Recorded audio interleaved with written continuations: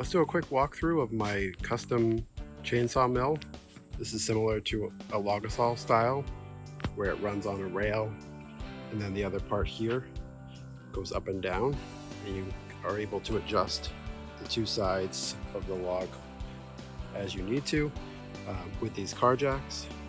So you just use like an impact. I have a little attachment here that I got that attaches to the eye hook part, and then you can hook up, it comes with a 1/2 inch bit that you can hook up to your impact. So I can raise this up and lower it as I need to. Pretty nice. Got some nice rails here. These are upcycled from the old picnic table, but basically the idea is this is the ramp that I can go and bring the log up. You know, this log, if I had to guess, is probably around 300 pounds, about 16 inches, about 43 inches long. Red oak. They have calculators online. Just did one recently, that's why I know the numbers. This is mounted. You know, one important thing is ventilation. This saw is definitely not made for this, but take it slow. It was free, so just experimenting. Eventually I'd like to upgrade it to something a little better, like a 70 or 80 cc or more. Those are expensive. Free is good. This has a ripping chain on there, so we can cut much better. You can see it goes all the way down here. I believe when I measured it with the offset here, I can cut a log up to 60 inches, which is plenty for me, because now you're talking about 400, 500 pounds, and I don't have any tools to lift it. So the way that it's done here are these, you can kind of see these holes.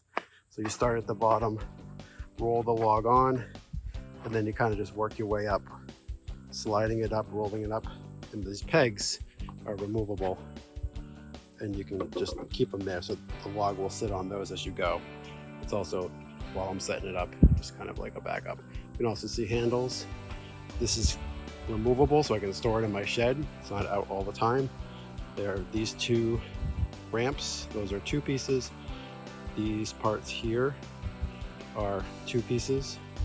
So that's 4. And then you have the 2 horizontal pieces here. They're mimicked off of like a torsion box design. So inside they have, you know, the ribbing and stuff like that to try to keep it straight. Keeping inside makes a big difference. These deck brackets, a little less than 1.5 inches, so I'm usually cutting, the last cut's about 2 inches, whatever it is. Trying to stay away from that, but this allows me to kind of adjust it based on the length of it. The same thing on the other side. We've got one of those plates, so I can move it anywhere along this whole saw's in the way. Anywhere along here, 2 screws into the log.